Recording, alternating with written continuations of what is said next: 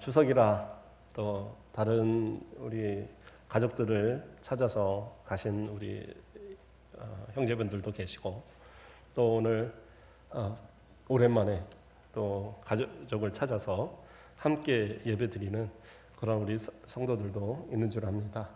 오늘 함께 예배드리는 우리 모든 성도들, 또 각처에서 예배하는 모든 이들에게 오늘 동일한 은혜로 하나님 복 주시는 귀한 시간 되길 주님의 이름으로 축복드립니다. 오늘 말씀의 제목은 서로 사랑하자입니다. 우리 가족들이 다 모였다라고 생각을 하고, 또 우리 가족들을 생각하면서 가족의 사랑에 대한 이야기를 오늘은 좀 해볼까 합니다. 예수님께서는 오늘 본문에 말씀하실 때 뭐 가족이라 특별히 얘기한 건 아니지만 본문에 뭐라고 그랬어요? 내 계명은 곧 내가 너희를 사랑한 것 같이 너희도 서로 사랑하라 하는 이것이니라, 이렇게 얘기하셨어요. 계명이라는 것은 하나님께서 자신의 백성들을 향하여 지키도록 명령하신 그런 규례를 이야기하는 겁니다. 짧게는 십계명을 얘기하는 거고요. 길게는 이 모세오경에 나오는 모든 율법들을 다 정리한, 그렇게 해서 유대인들이 가르치는 그 계명이 613가지가 된답니다. 그래서 그러한 모든 것들을 다 계명이다라고 이야기를 합니다. 그래서 계명이라고 한다면 사실은 그것을 반드시 지켜야 되는 거거든요. 하나님께 주신 명령이기 때문에. 그래서 이스라엘 백성들은 그것을 지키기 위해서 많은 노력을 하고 수고를 했습니다. 그래서 주일을 지키는데도, 물론 이제 구약에서는 안식일이죠. 이 안식일을 지키기 위해서 부단히 여러 노력들을 하는 겁니다. 불도 피우지 않고, 어떤 일을 하는 이런 일들을 다 금하고, 그래서 일을 하지 않기 위해서 물건을 들 때나 어쩔 때나 두 손으로 들지 않았답니다. 왜냐하면 두 손으로 들으면 일이 되기 때문에 아무리 무거워도 한 손으로만 드는 거예요. 그래서 한 손으로 드는 것은 불가피한 것이지만 두 손으로 들 때는 일이다. 뭐 이런 것들, 또 우리가 어디 거리를 걸어도 어느 정도 거리 이상은 걸어서 안 된다. 이런 이제 나름대로의 규례들을 만들어서 그것이 이제 쌓이고 쌓이다 보니까 장로의 유전이다 해서 그것을 지켰습니다. 그래서 그것이 오늘날은 탈무드라는 것으로 이렇게 이제 남아 있어요. 어쨌든 그러한 것들을 통해서 어쨌든 계명을 잘 지키려고 노력했던 그러한 모습들이 유대인들에게는 분명히 있었습니다. 그러나 그러한 계명들을 내가 100% 잘 지키느냐, 그럴 수 있느냐, 사실 그건 불가능한 얘기거든요. 이스라엘 백성들은 문자적으로 그 10계명 또는 그 613가지의 계명들을 다 지키면은 자신들은 다 지켰다라고 생각을 했어요. 그러나 예수님은 그들의 부족함을 이야기하실 때 무엇을 얘기하시냐? 겉으로 지켜지는 계명을 지키는 모습만이 완전히 지키는 그런 모습이 아니다라고 얘기하고 있는 거예요. 겉으로 보여지는 것은 그냥 어떻게 보면 가장 일부분일 뿐인 겁니다. 실제로 계명을 지키기를, 하나님께서 주신 계명을 지키라고 하는 것은 뭐냐? 마음에서 지키는 것을 얘기하는 거예요. 그래서 마태복음 5장 21절에서 22절 말씀을 보면, 옛사람에게 말한 바 살인하지 말라, 누구든지 살인하면 심판을 받게 되리라 하였다는 것을 너희가 들었으나 나는 너희에게 이르노니 형제에게 노하는 자마다 심판을 받게 되고, 형제에 대하여 나가라 하는 자는 공회에 잡혀가게 되고, 미련한 놈이라 하는 자는 지옥불에 들어가게 되리라, 이렇게 말씀하셨어요. 그러니까 단순히 살인하는 것, 살인하지 말라, 그게 그냥 살인하지 말라는 의미만은 아니다라는 걸 이야기하고 계시는 거예요. 그러니까 이 구절을 어떤 분들은 이건 과장법입니다. 어떻게 미련한 놈이라고 했다고 지옥을 갑니까? 나가라, 나가도 뭐 바보 뭐 이런 뜻이거든요. 어떻게 그런다고 해서 공회에 잡혀갑니까? 이거는 과장법입니다. 근데 그것은 과장법이 아니에요. 그러니까 살인하지 말라라는 이 계명을 어기면 어떻게 돼요? 다른 사람을 죽이면, 고의로 살인하면 그 사람도 사형을 당하는 거예요. 근데 하물며 그 의미, 그 살인하지 말라는 말씀의 의미가 무엇인가를 제대로 알지 못하니까, 단순히 나는 살인을 안 했으니까 나는 계명을 잘 지켰다. 그러나 계명의 참 의미는 뭐냐? 형제를 향하여 노하지 않고, 그들을 저주하지 않고 그들을 무시하지 않고 사랑하는 게 그것이 이 살인하지 말라의 참 의미다라고 말하고 있는 거예요. 그러니까 살인을 해서 그것이 공회에 잡혀가고 거기서 형을 받고 하는 뭐 심지어는 그 사형을 받고 하는 이러한 모든 그 죄나 내가 형제를 미워하고 무시하고 그 사람들을 이게 외면했던 사랑하지 않았던 그런 모든 죄가 살인하는 죄나 마찬가지다라고 얘기하고 있는 거예요. 그러니까 예수님은 그것을 말합니다. 그러면 과연 우리 가운데에 계명을 100% 지켰다라고 말할 사람들이 과연 얼마나 되겠습니까?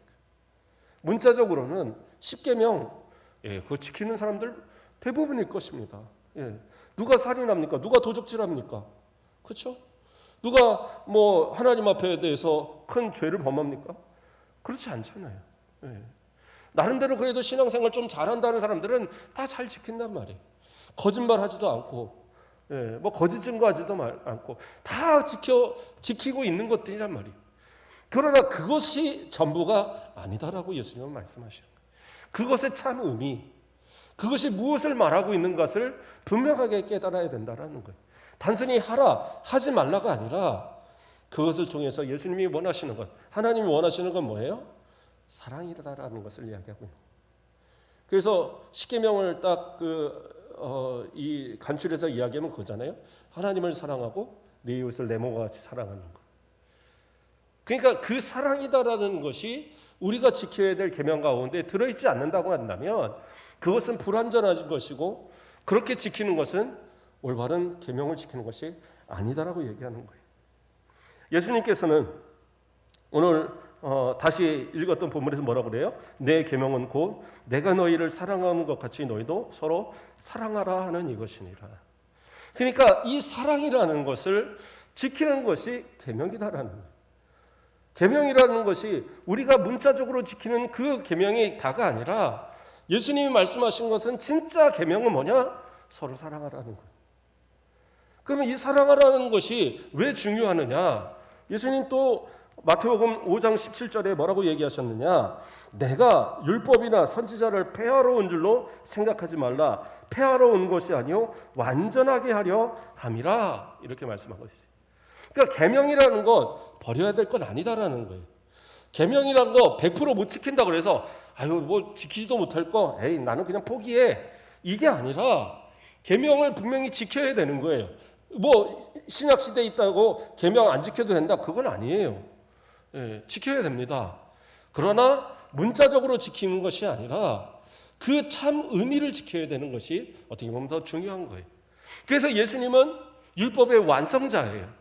완성자이시기 때문에 완성된 율법을, 완성된 계명을 우리에게 제시하여 주셨어요. 그게 뭐냐? 서로 사랑하라는 겁니다. 그러니까 사랑을 함으로 인해서 내가 좀 계명에서 부족함이 있어요. 내가 잘 못 지킴이 있어요. 그래도 사랑함으로써 그 모든 것을 다 지킬 수 있는 거라는 거예요. 그러나 내가 모든 그 계명을 아까 말한 대로 10계명을 더 나아가서는 613가지의 모든 계명을 다 지킨다 할지라도 내가 사랑하지 않는다고 한다면 나는 그 계명을 완전히 지킨 것이 아니다라는 거예요. 그래서 사랑은 우리 가운데 중요한 겁니다. 그러면 그 사랑의 가장 시작은 어디냐? 가정. 그렇죠? 가정에서부터의 사랑이 어떻게 보면 우리의 삶의 모든 사랑의 시작이 되는 그런 부분이 되는 것 같아요. 물론 하나님이 우리를 사랑하시는 그 사랑이 가장 먼저이겠지만 그 사랑이 실현되는 가장 기본적인 단위는 가정이에요.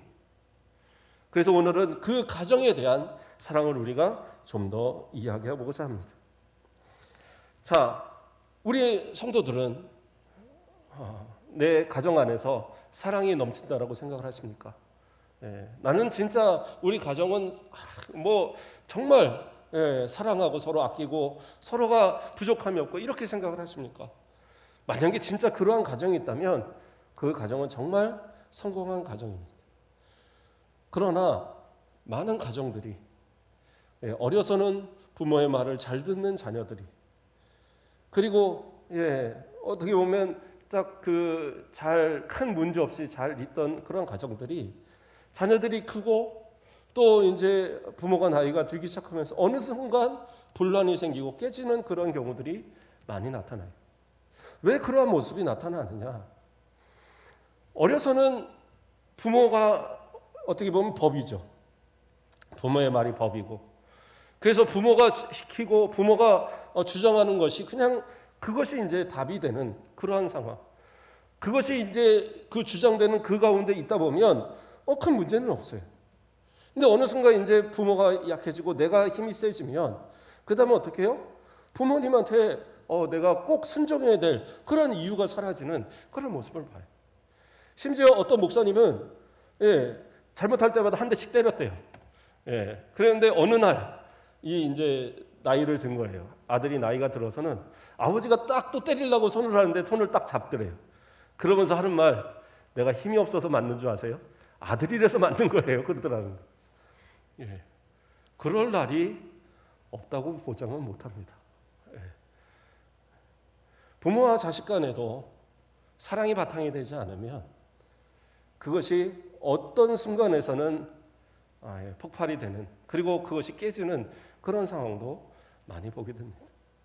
어떤 부모가 자식을 향하여서 사랑을 베푸지 않는 부모가 어디 있겠고, 부모가 자식을 위해서 헌신하지 않는 부모가 어디 있겠어요? 하나님께서 내게 주신 그 자녀가 앞으로 잘 되기를 바라고 또 잘 크길 바라니까 때로는 매도 들어 때리기도 하고 이러면서 키워왔죠. 그런데 자식들이 크고 나서는 부모의 사랑을 잘 모르는 경우들이 많아요. 그냥 다른 집도 그만큼은 다 해주고 그만큼은 다 키웠지 뭐 특별하게 있느냐. 오히려 때로는 상대적으로 비교해서 다른 집은 이만큼 해줘서 키웠는데 우리 부모는 나에게 해준 게 없어서 내가 지금 이 모양 이 꼴이다 불만하는 사람들도 상당히 많이 있습니다. 왜 그러한 모습들이 나타날까요? 다른 게 아닙니다. 그 가운데 사랑이라는 것이 자리 잡지 못하면, 하나님의 계명, 예수 그리스도의 계명인 사랑이라는 게 자리 잡지 못하면 그것이 그렇게 불평과 불만으로 나타날 수밖에 없다라는 겁니다. 왜 그렇습니까? 사랑은요, 그 사랑을 베풀고 전해주고 이러는 가운데 그 사랑을 충분히 받은 사람은 그 사랑으로 인해서 다른 부족한 모든 것들을 이해할 수 있게 되거든요. 그러나 부모가 내게 많은 것을 내게 줬다 해도 사랑이라는 것이 빠져버리면 어떠한 것을 베풀어도 부모에게서 불만할 수밖에 없는 거예요. 그러니까 사실상으로는 부모가 많은 것을 못해줘서 그렇다기보다는 내가 얼마큼의 사랑을 표현했느냐, 이것이 되게 중요하다는 거예요. 저희 어머니도 오늘 함께 예배드리고 있고 하는데 어머니 또 졸고 계시네요. 자, 그런데 우리 어머니가 참 감사했던 것이, 제가 어려서 우리 좀 가난하고 뭐 이렇게 살았거든요. 근데 친구들이 집에 하루가 멀다 하고 놀러 와요. 하루가 멀다 하고 놀러. 근데 뭐 집이라고 크나요? 그것도 아니에요. 단칸방이고 또 이제 제가 나이가 드니까 뭐 주인집에다 얘기해갖고 부엌을 반 나눠갖고 부엌에다가 제 방을 만들었는데, 근데 거기에 막 2명, 3명씩 와서 같이 있으면 잘 자리가 없을 정도로 꽉꽉 찹니다. 그런데도 자꾸 와요. 그러면 그 친구들은 못 사는 집이냐? 아니요, 훨씬 잘 사는 집이에요. 자기 방들 다 큼지막하게 있고, 집도 부유하고, 저희 집은 화장실 밖에 있는데 그 친구들은 다 집 안에 화장실 있고, 그런 집들 살았거든요. 근데 이 친구들이 계속 우리 집에 오는 거예요. 그리고 맨날 오면은 어머니 밥 주세요. 그래갖고 밤늦게 막 12시, 1시 와서도 밥을 달라고 그래서 밥을 먹고, 그리고 잠을 자고, 그리고 이제 다음날 가고. 그러면 이제 어느 날은 어머니가 그러더라고요. 야, 그래도 일주일에 한 3, 4일은 너무하지 않느냐. 한 이틀 정도로 줄이면 안 되겠냐. 애들이 계속 또 번갈아 가면서 오니까.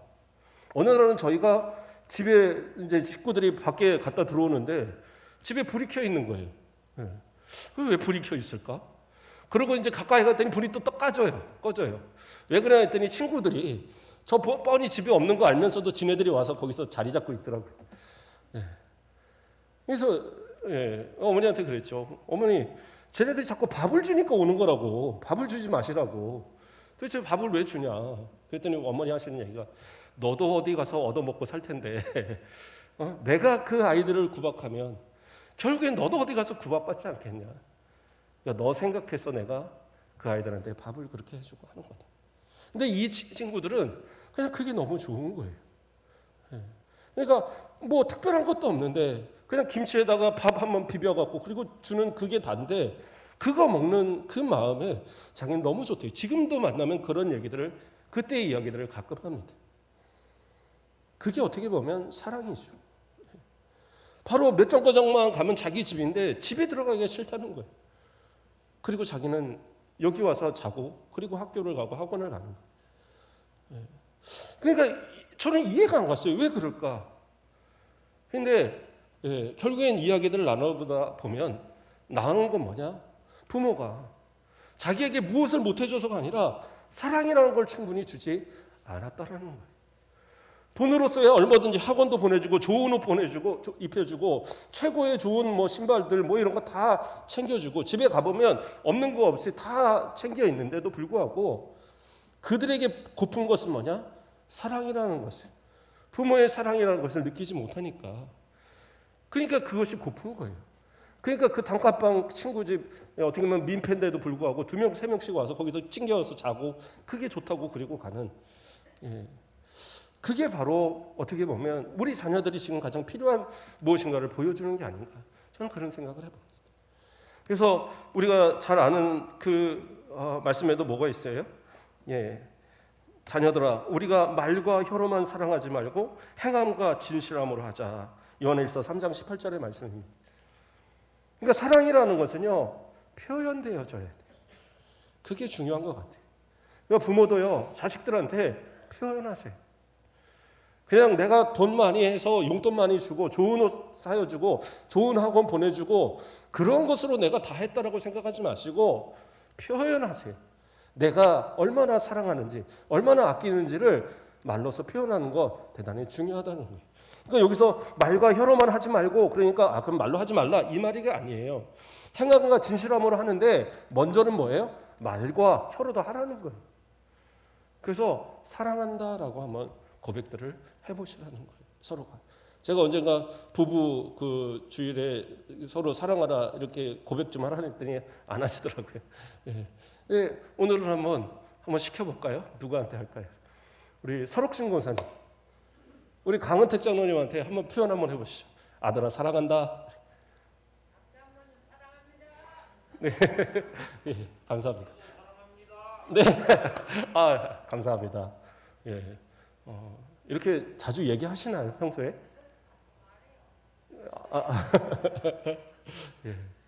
근데 이 표현이요, 어떤 분들은 평생 들어보지 못했다는 사람들도 있더라고요. 아버지가 자녀에게 사랑한다, 엄마가 딸에게 사랑한다, 그 말을 평생 들어오지 못해서 마음에 한이 된 사람들도 있더라고요. 우리 부모는 오빠만 챙겨, 우리 부모는 뭐 형만 챙겨, 우리 부모는 나는 안중에도 없어, 이런 생각을 갖는 사람들이 상당히 많아요. 그러나 어느 부모가 그런 사랑의 마음이 없겠어요. 표현하지 못함이 그 마음에 오해를 사는 것도 있어요. 그러므로 말과 혀로 분명히 표현하십시오. 우리 언젠가 새벽 예배 제가 이렇게 설교하니까 우리 박영근 집사님 아이들한테 가서 그 얘기 하셨다고 실천하시는 거 참 좋은 일입니다. 멀리 있는 자녀들, 이미 다 장성한 자녀들 전화들이라도 한번 해서 아들아 사랑한다, 딸아 사랑한다 이 한마디 꼭 해주세요. 그러면 그 마음속에 우리 부모가 나를 사랑하는구나라는 그 사랑이 분명하게 전달될 겁니다. 그러나 사랑한다는 말 그 한마디를 아끼면 어느 순간은 하고 싶어도 못하고 듣고 싶어도 듣지 못할 그런 때가 온단 말이에요. 그러므로 말로 표현하는 건 대단히 중요한 겁니다. 제가 충격적인 이야기를 하나 해드리면 제가 한 20년 전 거의 일입니다. 아이들을 데리고 어느 수련회를 갔어요. 중고등부 아이들을 데리고 수련회 갔습니다. 그리고 그 수련회에서 강사 목사님이 그런 얘기를 하시더라고요. 기도원에서 하는데, 자 너희들 가운데 부모님을 마음속에라도 죽이고 싶은 마음 들었던 사람이 있으면 한번 일어나 봐라 그러더라고요. 저는 깜짝 놀랐어요. 어떻게 그런 질문을 하지? 어떻게 부모를 죽이고 싶은 마음이 들지? 아니 그게 말이 되나? 라는 생각을 했어요. 그런데 하나씩 일어나기 시작하더니 제가 데리고 있는 아이들도 하나둘씩 일어나는 거예요. 심지어 목사님 아들애가 뻘떡 일어나더라고요. 깜짝 놀랐어요. 전 충격이었어요. 아이들의 마음에 그런 생각이 일어나고 있구나. 아버지가 목사님이고 엄마가 권사님이고 아빠가 안수집사님이고 장로님이고 한데 아이들의 마음속에서는 내 부모는 때로는 죽이고 싶도록 미워지는 마음이 있더란 말이에요. 혹시 그러한 마음으로 이 아이들이 자란다고 한다면 나중에 그 아이들이 과연 신앙생활을 하겠느냐? 내 아버지가 미운데 내 아버지가 믿는 하나님을 어떻게 믿을 것이며 내 어머니가 미운데 어머니가 믿는 하나님을 어떻게 믿을 거예요? 참 두렵고 떨리는 마음이 들더라고요. 그래서 저는 아이들을 가르칠 때 항상 하는 얘기가 뭐냐면 낳아주신 것만으로도 감사해라. 너를 포기하지 않고 10달 동안 그 배에 품고 낳아주신 것만으로도 너는 감사해야 된다는 얘기를 저는 자주 합니다. 그러나 아이들이 자라면서 그것만 갖고는 부족함을 느낄 수밖에 없다라는 거죠. 그러므로 표현하시고 그러므로 베풀어 주셔야 돼요. 내가 진짜 사랑하고 있다는 사실을 베풀어 주는 것. 그것이 진짜. 때로는 내가 매를 들어 때릴지라도 그 매를 맞을 때 부모가 나를 사랑해서 때리는구나라는 것을 그걸 느끼게 하셔야 되는 거예요. 그러지 않으면 그 맞을 때 아이는 그 마음속에 분노를 쌓아간단 말이에요. 내가 지금 힘이 없어서 맞지 내가 나중에 힘 생겨봐라. 이런 생각이 갖도록 만들어서는 안 된다는 거예요. 주님께서는 우리에게 사랑의 본을 보이셨습니다. 그 제자들을 사랑할 때 어떻게까지 사랑하셨어요? 십자가를 지시기까지 사랑하시는 것을 우리에게 보여주셨어요. 어느 부모가 자식을 위해서 목숨을 버리는 것이 아깝지 않겠습니까? 그러나 자녀된 모습들의 입장에서는 그것을 깨닫기까지는 그렇게 쉽지 않은 것 같습니다. 보여주시고 그리고서 그것을 자꾸 드러내시고 그럼으로써 그 사랑이 자녀들에게 잘 새겨지도록 그래서 그 사랑을 통해서 예수 그리스도의 사랑을 하나님의 사랑을 내 아버지의 사랑을 통해서 하나님 아버지의 사랑을 내 어머니의 사랑을 통해서 예수 그리스도의 사랑을 받아들이도록 깨닫도록 그렇게 만들어주는 것 그것이 중요하다는 사실입니다. 자녀들에게도 부탁을 드립니다. 부모님을 사랑하십시오. 부모님을 지금까지 말한 것처럼 우리 부모님이 그래 나한테 사랑을 표현을 못했고 나한테 못해주기만 하고 그러니까 나는 사랑을 그게 없어. 그게 아니라니까요. 부모에 대한 공경은 하나님의 명령입니다. 십계명에서 인간관계에 돼 있는 가장 먼저의 계명이 뭐예요? 5계명이 내 부모를 공경하라입니다. 그러니까 부모에 대한 공경은 그것은 부모가 나에게 무엇을 해줘서가 아니라 내 부모라는 그 이유 하나만으로도 나는 공경해야 되는 거예요. 그러니까 공경이라는 것이 단순히 돈을 많이 드리고 뭔가를 많이 해도 이게 아니에요.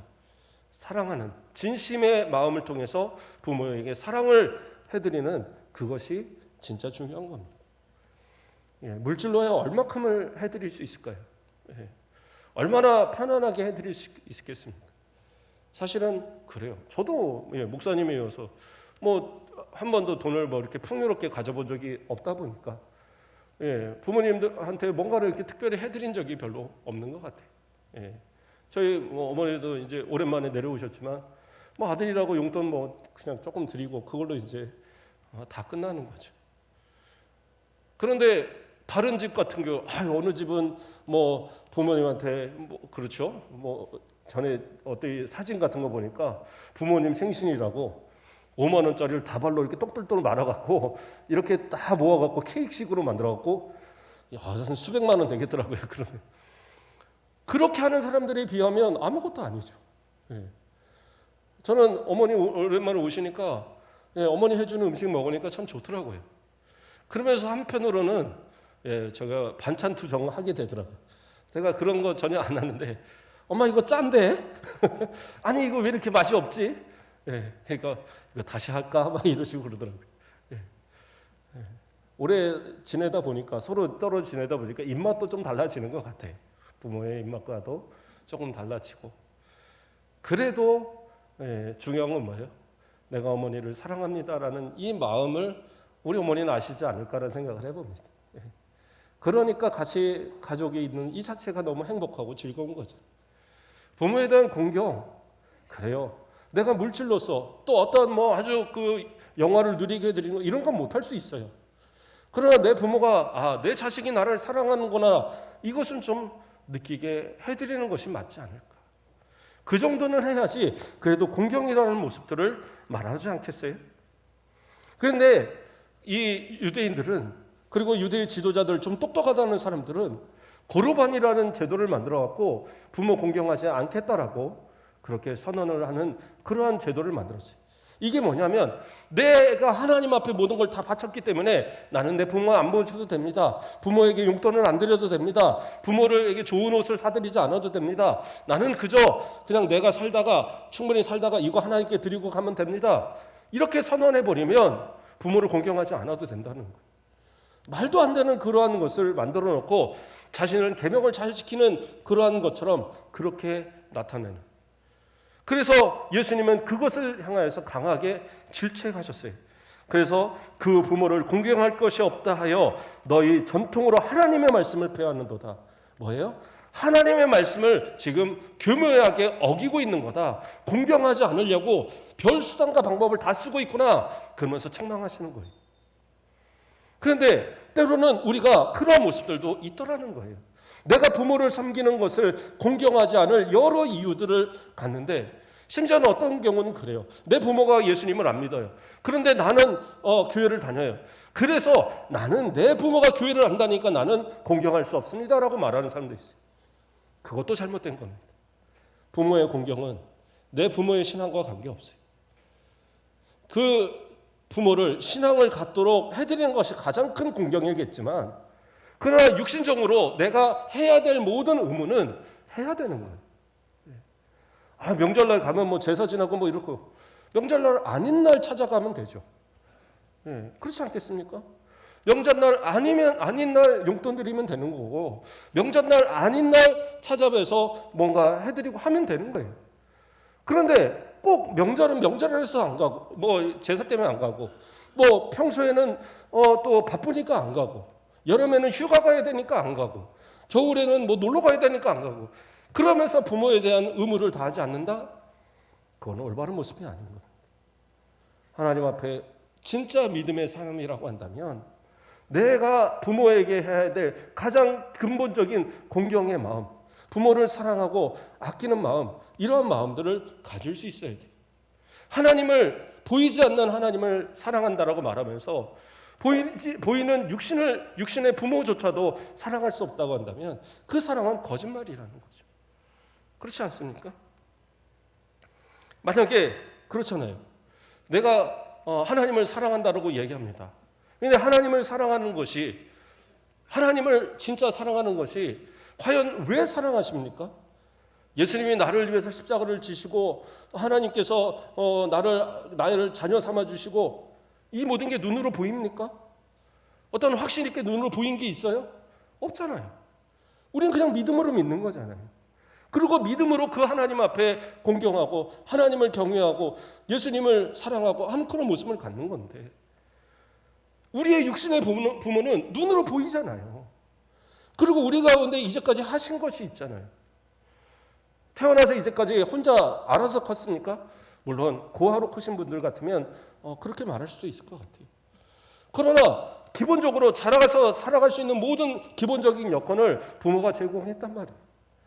그러면 때로는 서운한 일이 있건 때로는 좀 마음 가운데 좀 내가 부족하다 여겨질 만한 그러한 것들이 있다 할지라도 그러나 나를 이제까지 포기하지 않고 이제까지 있게 하신 부모 그 자체로만 해도 공경할 수 있고 그 부모가 나에게 주신 기본적인 그 사랑만 가지고도 나는 충분히 어떻게 보면 사랑해야 될 이유가 되는 거예요.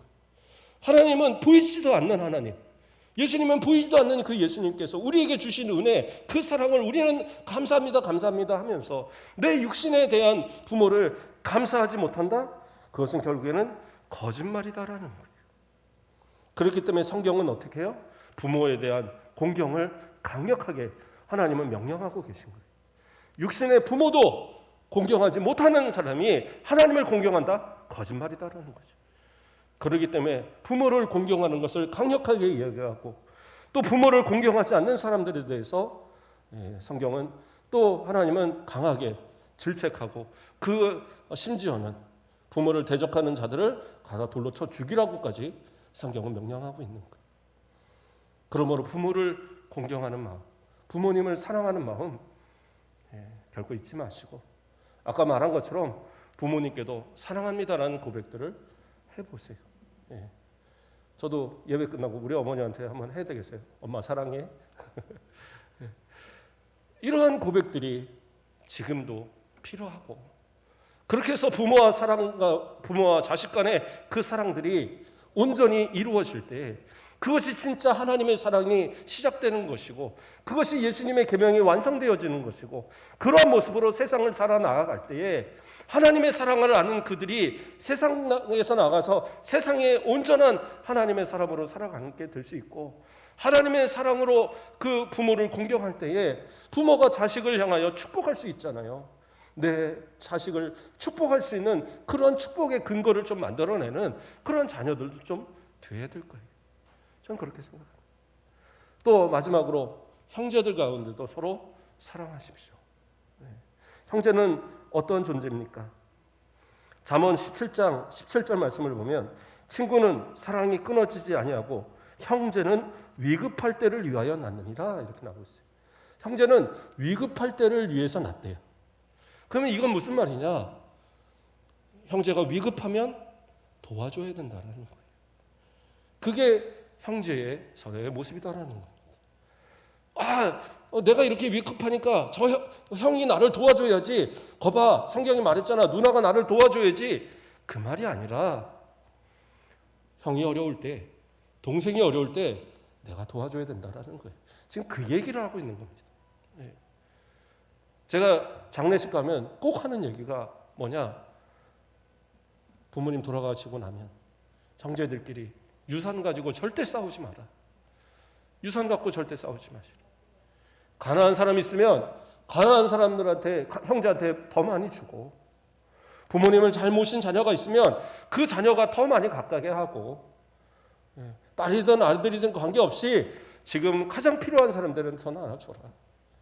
그리고 서로 가운데 불만하지 마라. 제가 그렇게 부탁을 하면 막 엄마 아빠 막 울면서 그렇게 아멘 아멘 그렇게 하겠다고 약속을 해요. 그런데 들려오는 얘기들은 10이면 9 그 작은 유산 가지고 싸우는 집들이 태반이 형제가 많으면 많을수록 더 많이 싸우더라고요. 저는 부탁을 드립니다. 형제를 두시는 이유는 혼자가 아니라 형제를 둔 이유는 뭐냐? 어려울 때 돕게 하기 위해서 그렇다라는 거예요. 내가 도움을 받으려고 생각보다는 그 상대방을 도우려는 마음을 가져보세요. 옛날 우리 그 초등학교 시절, 구민학교 시절이죠. 그때 그 책에 나오던 얘기 혹시 기억납니까?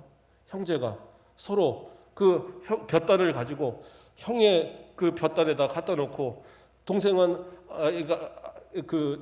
형 볕단에다 갖다 놓고 또 이 형은 동생의 볕단에다 그리고 밤새 서로 갔다 하다 보니까 아침에 보니까 똑같이 있더라는 거죠.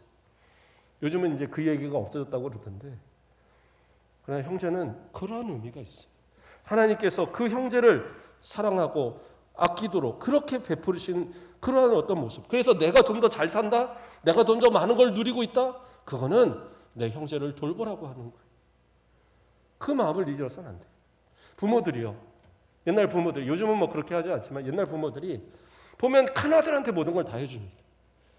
큰아들한테 막 밭을 팔고 소를 팔고 해서 좋은 대학 보내고 뭐 좋은 뭐 하고 그렇게 다 시켜요. 그래서 때로는 동생들은 좀 상대적으로 누리지 못한 경우들이 있어요. 그런데 이 큰아들들이 때로는 우리 교회 성도들은 그렇지 않겠지만 마치 자기가 잘나서 그렇게 된 줄 알고 동생들이 못나서 안 된 줄 알고 그리고 동생들을 무시하고 자기만 잘났다고 사는 경우들이 있어요. 잘못된 이야기입니다. 오늘 성경 분명히 이야기하잖아요.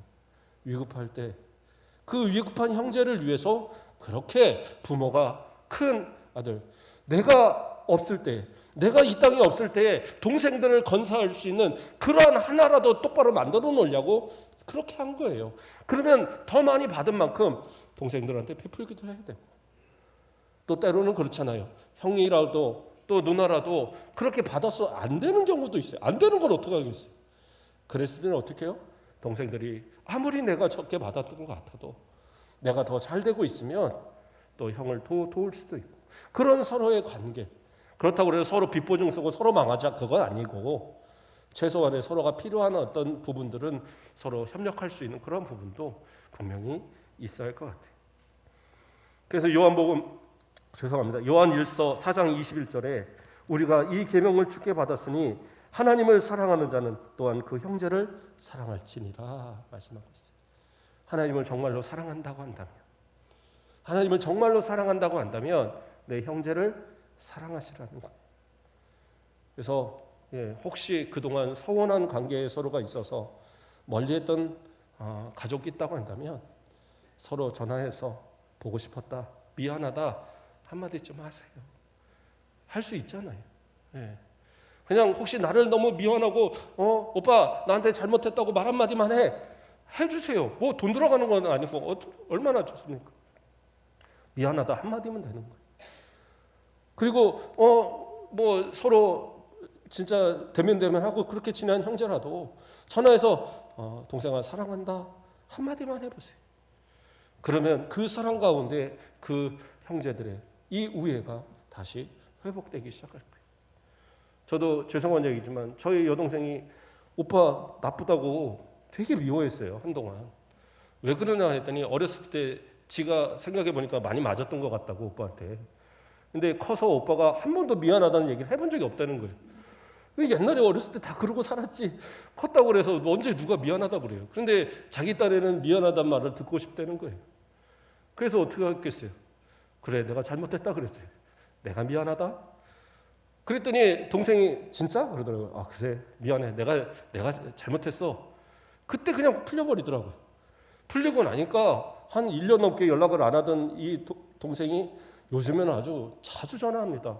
오빠 뭐해? 전화해갖고 애들 뭐해? 그리고 동생들, 우리 아이들한테 막 용돈도 맨날 보내주고 오빠한테나 보내주고, 오빠는 안 주면서 이 동생들한 우리 그 조카들한테는 매번 보내요. 보내지 말라고 그래도. 그 마음이 풀어지니까 어렵지 않더라고요. 돈 들어가는 것도 아니고 미안하다, 사랑한다, 그 한마디면 해결되더라고요. 오늘은 좀 가족에 대한 이야기들로 그냥 이렇게 이야기를 나눴습니다. 좀 정리를 합니다. 부모는요, 자녀들에게 사랑의 표현을 하십시오. 그냥 자녀들이 알겠지? 아니요, 절대 몰라요. 말하지 않으면 모릅니다. 그러니까 내 자녀가 어리든 나이가 많든 관계없어요. 사랑한다라고 표현하십시오. 그리고 자녀들은 부모를 공경하십시오. 부모는 표현하지 못해서 그럴 뿐이지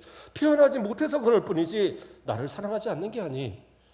그러므로 내가 부모에 대한 공경의 의무를 다하십시오. 나중에 돌아가시고 나서 땅을 치면서 후회하면서 청개구리 같이 강가에다 묻어놓고 개굴개굴하면서 평생 우는 그러한 후회하지 마시고, 지금 기회가 있을 때, 지금 내가 기회가 있을 때 사랑합니다 표현하시고, 그래도 좋은 것이라도 더 대접하려고 애를 쓰시고, 그러면서 그 부모가 기쁨으로 내 자녀를 위해서 축복할 수 있는, 하나님 앞에 기도할 수 있는 그러한 여건을 만들어 주시고, 형제들 가운데 서로 사랑하시되 내가 더 많이 양보하고 내가 더 많이 베풀고, 그러므로 인해서 서로가 더 하나 되어지고 형제들이 모두가 우애 있게, 그러면서 부모가 보기에 흐뭇해하고 하나님 보시기에 참 사랑스러울 만한 그러한 아름다운 가정을 만들어가는 우리 모든 성도들 되길 주님의 이름으로 축복드립니다. 기도하겠습니다. 사랑의 하나님, 감사를 드립니다. 우리를 사랑하여 주시고 이 추석에 또 연휴 가운데 하나님 앞에 예배 드리는 이 정한 시간 지켜서 예배 드릴 수 있도록 이끌어 주심을 감사를 드립니다.